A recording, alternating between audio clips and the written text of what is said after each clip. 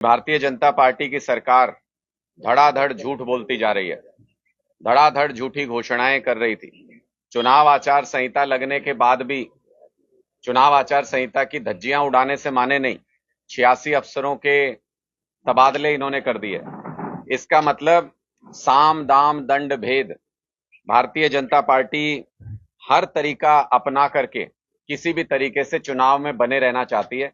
Bharatiya Janata party ने न सिर्फ 1,20,000 युवाओं के साथ धोखा किया, उनको पक्की नौकरी करेंगे ये कह करके वो जो रूल्स रेगुलेशन बनाने थे, नोटिफाई करने थे, वो तक नहीं किया चुनाव अनाउंस होने से पहले। साथ ही साथ 1500 असिस्टेंट प्रोफेसर जो अलग अलग यूनिवर्सिटीज के अंदर, अलग अलग कॉलेजेस के अंदर काम कर रहे हैं, ये लोग काफी समय से इंतजार कर रहे थे कि इनको पक्का किया जाएगा। सरकार की तरफ उम्मीद लगाए देख रहे थे कि इनको परमानेंट जॉब इनकी की जाएगी, क्योंकि 10-10 साल, 12-12 साल काम करते इनको हो गए। बार बार इनके डेलीगेशन ने हमसे भी मुलाकात की है, सरकार के अधिकारियों से, नेताओं से भी मुलाकात की है, मुख्यमंत्री के पास भी इनके डेलीगेशन ने अपना रिप्रेजेंटेशन दिया है। लेकिन उसके बावजूद भी आप देखिए कि भारतीय जनता पार्टी को जब झूठ बोलना था, झूठ में भी इनका कोई साझा, इनका कोई दिलासा नहीं दिया भारतीय जनता पार्टी ने, और एक अपर लिमिट रख दी। कहा कि 50,000 से ऊपर अगर कोई कच्चे कर्मचारी की तनख्वाह है तो वो इस स्कीम से बाहर हो जाएगा, उसको हम सुरक्षित नहीं करेंगे, उसको हम पक्का नहीं करेंगे। इस तरीके की बिना सिर पैर की घोषणाओं से युवाओं का हौसला टूटता है। लाखों युवा इस भूल भुलैया में फंस के रह जाते हैं कि हमको एचकेआरएन में चले जाना चाहिए था या एचकेआरएन में नहीं जाना चाहिए था, सीईटी की तैयारी करनी चाहिए थी, हमसे कोई गलती तो नहीं हो गई कि हमने सरकारी जॉब का इंतजार किया। इस तरीके से युवाओं की भावनाओं के साथ खिलवाड़ करना सही नहीं है। आम आदमी पार्टी ने, केजरीवाल जी ने ये गारंटी दी है कि आम आदमी पार्टी की सरकार आएगी तो 100% रोजगार सुनिश्चित करेंगे और एक एक युवा को रोजगार देंगे। 2 लाख सरकारी नौकरी पहली कलम से आम आदमी पार्टी हरियाणा के अंदर निकालेगी। भारतीय जनता पार्टी की सरकार धड़ाधड़ झूठ बोलती जा रही है। धड़ाधड़ झूठी घोषणाएं कर रही थी।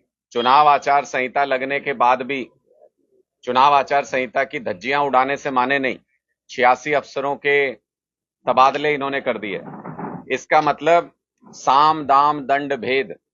भारतीय जनता पार्टी हर तरीका अपना करके किसी भी तरीके से चुनाव में बने रहना चाहती है।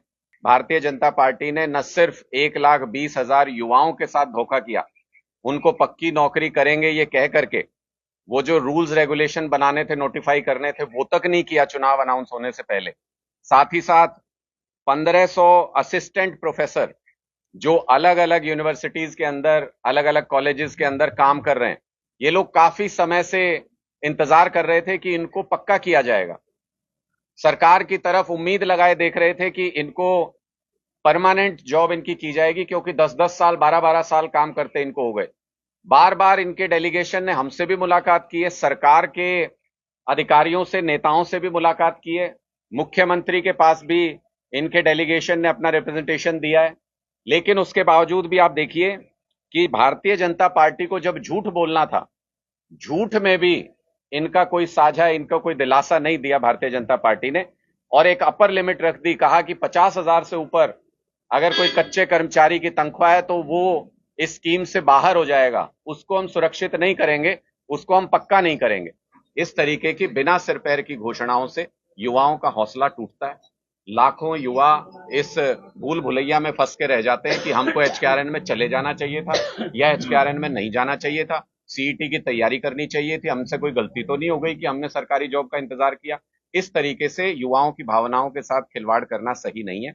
आम आदमी पार्टी ने, केजरीवाल जी ने ये गारंटी दी है कि आम आदमी पार्टी की सरकार आएगी तो 100% रोजगार सुनिश्चित करेंगे और एक एक युवा को रोजगार देंगे। 2 लाख सरकारी नौकरी पहली कलम से आम आदमी पार्टी हरियाणा के अंदर निकालेगी।